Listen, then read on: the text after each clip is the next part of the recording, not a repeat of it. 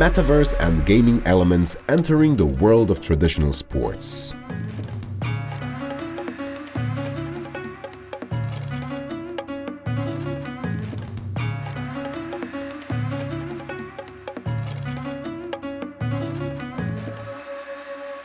Thank you for that lovely introduction, Ola. I appreciate that. Yes, so let me give an introduction of my friends that will be coming up. First, first I have my good friend George Wong. He is the community manager for Sandbox. We've met almost 6 to 8 months ago, and we have a lot of things in common, and he's going to be sharing the stage with us today. Last but not least, we have Gabe Norwood. He is truly the real most popular player here in our country. He's been on the national team. He's a captain of the national team, all-star. He's the guy. So sorry I had to put you out like that. All right. Well, let's have a seat. Yeah.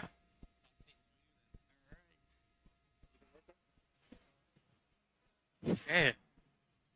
Interesting. Oh, this is so fascinating because I assumed we had a moderator that's going to lead us in these types of things, but that's perfectly okay. Um, now, so George is in the metaverse sector, and as well as me and Gabe, we have projects that we do and that we've been involved in this space for quite some time. So we do have skin in the game, if you will. And I guess I just wanted to open up this discussion and ask George, because we had a private conversation on how the metaverse, at least for Sandbox case, going towards the avenue of sports is something of interest that not only can help build your community, but also can open up other avenues. George, what are your thoughts behind the scenes with Sandbox on how they feel about metaverse and traditional sports meshing? Hi guys. So I believe that for a lot of sports, they're always interested in games because games essentially is a way of connecting and engaging with fans, right? It allows their fans to, for a moment in time, be their favorite player and play the sport. And I think in metaverses and in the case of the Sandbox, we do have a large emphasis on sports. We work with many of the famous footballers around the world. We do MMA with one championship as well. And we work with a lot of different sporting IPs.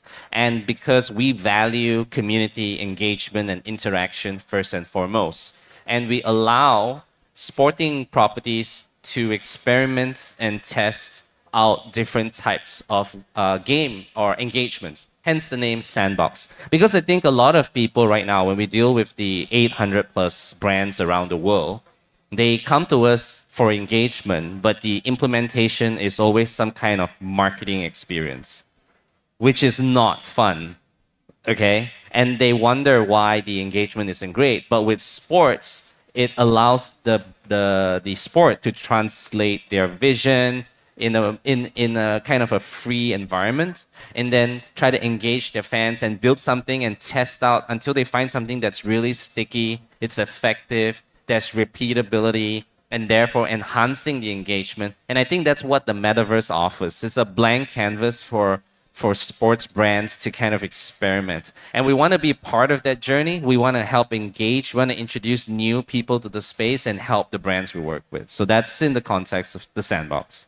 That's very fascinating. You said that. Based on what you guys have currently tried, call it trial and error, if you will. What have you found that was most, how would you say it? What did you find, not most interesting, but what did you find that was the most engaging part when you did talk to these sports brands? What worked? What is working? Or what do you feel may work in the future? I think what we know works, but what we find difficult for brands or IPs to do is to focus on fun gameplay first. I think that's the challenge because everyone has an KPI, everyone has an ROI. They want to do an experience and immediately get 1 million followers. But what really sells, and you're both gamers, right? You guys not only play sports, but you also play games. you ain't gonna play a game that's boring, even if it's your favorite brand. You probably try it once, you don't come back again. So once as long as it's a genuinely fun game, we found that engagement skyrockets, and they would interact with the brand more. So I think the challenge is less about whether the game is fun, it's convincing the people who have the vested interest to make fun games first. Right, and I think that's probably the biggest challenge because you can make any game. If I made a cooking game that's super fun with Jared Dillinger, I believe it would be popular, even though you had nothing to do with cooking, because the game's fun first, right? And that's the thing key. No, that's well said. I think as gamers, games will be games. Whether it's blockchain or a Web2 game, it doesn't matter. It has to be fun. So I think you nailed it right on the dot, George. Moving over to Gabe. Now, Gabe, I know I already gave you the introduction that you're just this legendary athlete, and yes, you're a gamer. You do have experience in this project. I don't want to say it. I'll maybe have you say it because I think it's a good intro into what we're discussing. Why don't you share with us how your experience with Metaverse or AI is immersing into sports?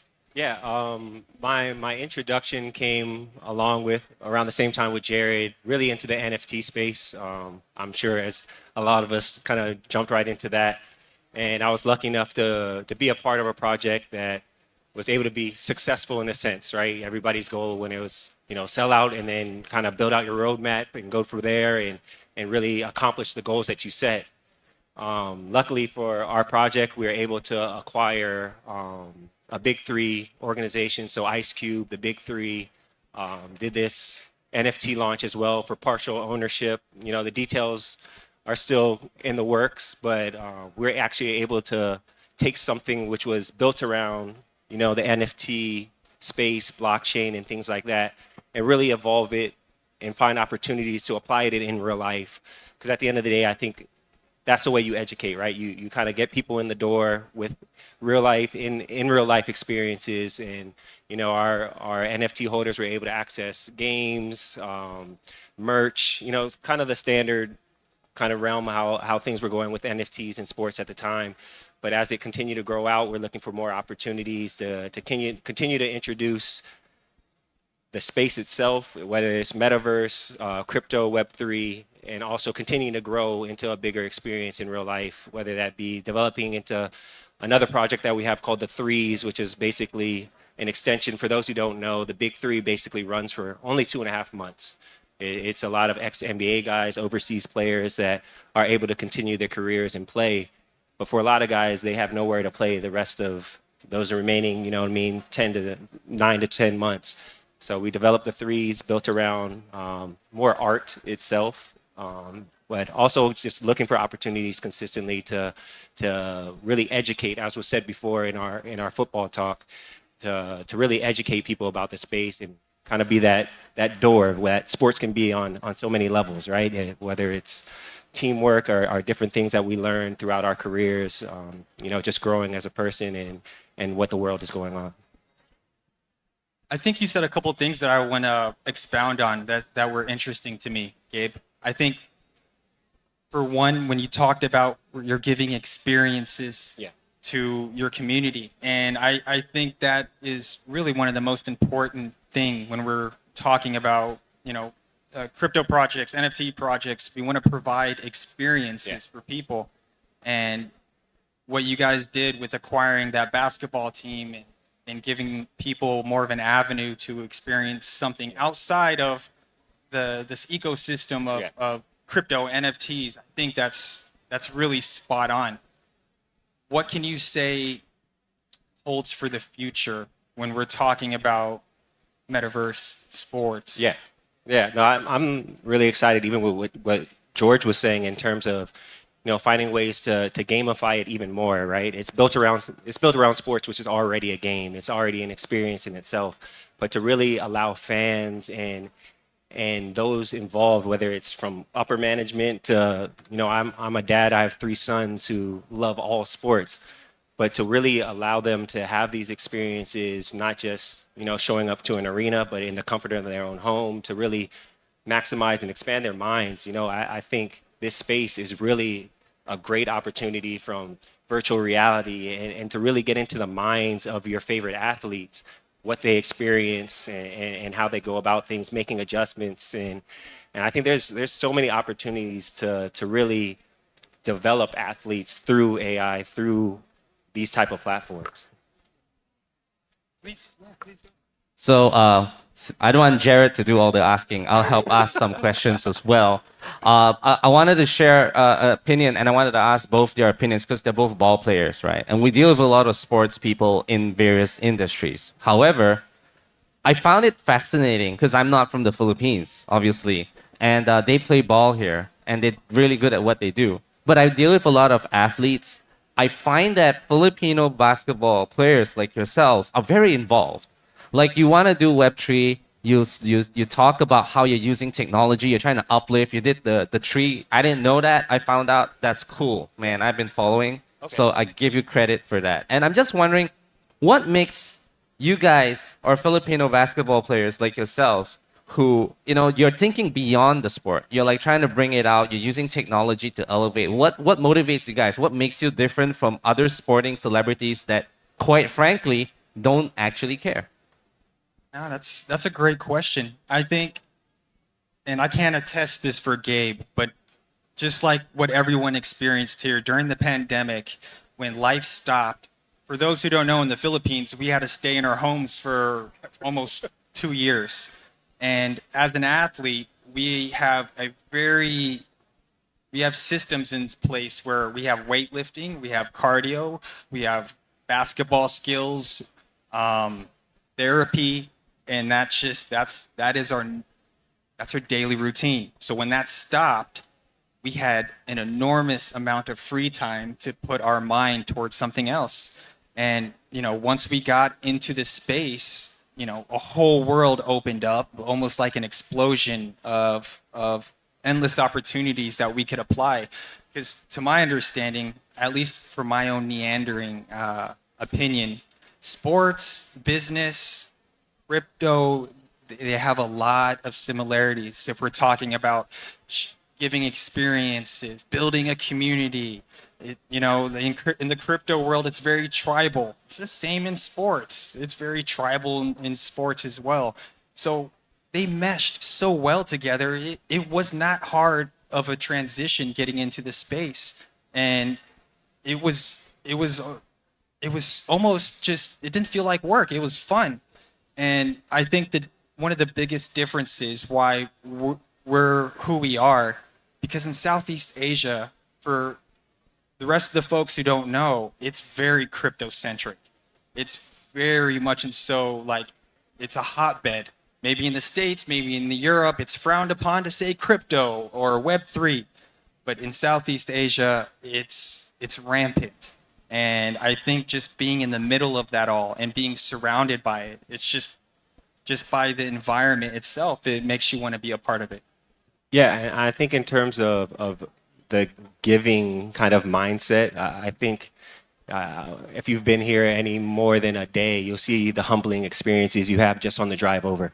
You see the beauties of Conrad, and you see all this, and then you hit a corner and you're not in the same place anymore. So I think it's the daily reminders of have and have nots, and kind of your call to give back and give as many opportunities as possible. For me, it's kind of like a foundational kind of acts of service kind of approach and mentality that I think is very Filipino. I think we as a country are very accommodating, we're very welcoming, and we put other people in front of ourselves. So I think with that, with sports, with Metaverse and crypto and the space itself, I think it's a good blend. So at the Sandbox, one of the things we found the value of NFTs and avatars, especially giving an example of dancers, right? I know there's some dancers here as well. And we found that NFTs and avatars was a really good way for celebrities or sporting celebrities to kind of IP their signature move. Like in basketball, Air Jordan, that move was successfully created into an IP.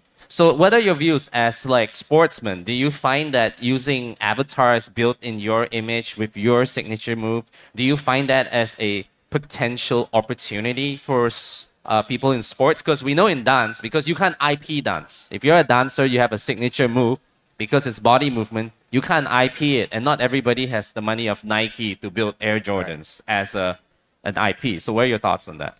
That kind of reminds me a little bit of, NBA Top Shot, and their kind of approach in terms of owning a moment in a game, and moments and things like that. So to individualize it, I think it is something that could be very powerful in terms of building your own brand, owning your own brand, and really expanding from there. With basketball and team sports, naturally there's going to be complications that from a team angle, but I think that it's very endless, and especially in individual sports. I think our country, from weightlifting, skateboarding, especially from the women's side of sports, I think is something that could really help in terms of funding those athletes and getting them to where they need to be, whether it's representing the country on an Olympic level when there is Olympic talent here in the country, but not always Olympic level funding for those players. I think it could be an interesting approach. Yeah, I just to piggyback off of you, I think at least here in the Philippines, we love sports. There are so many athletes in our country, but like Gabe said, we're not a very rich country, and finding funding it's extremely hard. And we're in this digital revolution of just moving more towards the internet, if you will, and it is very, very important to build up your personal brand, especially as an athlete. It's extremely important.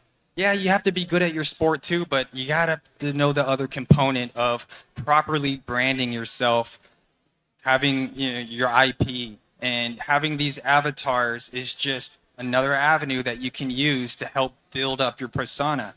A lot of these sports companies, or just companies in general, it takes a lot more than just you being really talented. Being really talented, you have to have other things that can be attractable, that can relate to the public, other than just being really good at your sport. There's more to that. So I think utilizing what George was saying of having an avatars and having these things that represent you, and it can help galvanize your community to relate to you, because they want to be you. They love your personality. And I think that is it's really important, especially here in the Philippines.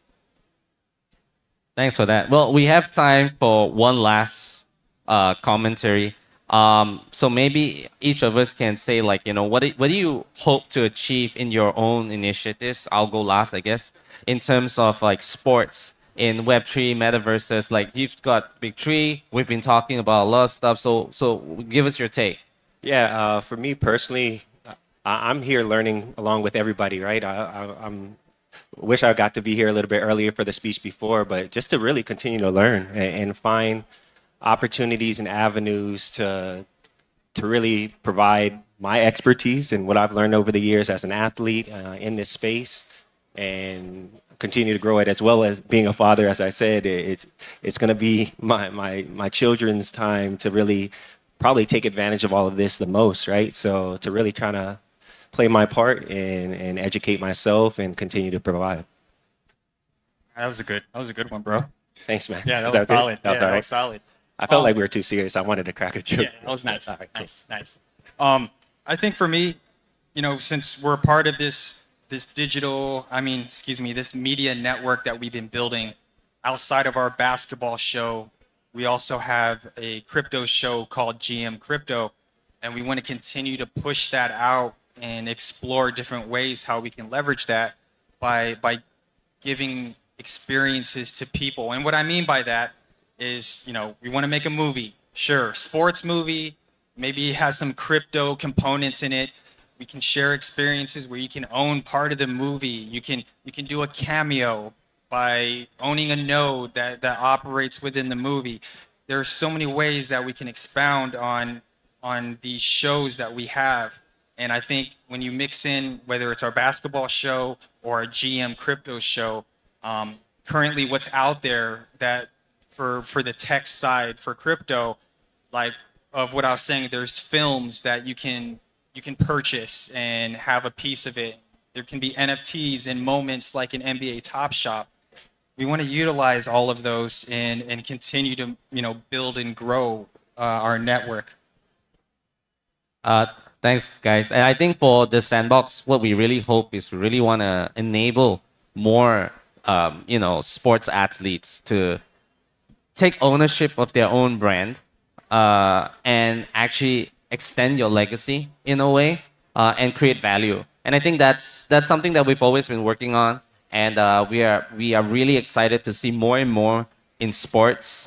We've been signing more, and we're going to continue signing more as we can contribute more into sports, and hopefully get to work closer with these two guys as well. So that's from me. Thank you. Awesome. Yeah, I think that's it, you guys. Thank you for Thank you, thank you, listening thank to you. Thank you these so much. really awesome guys, and thank you for your time. All right.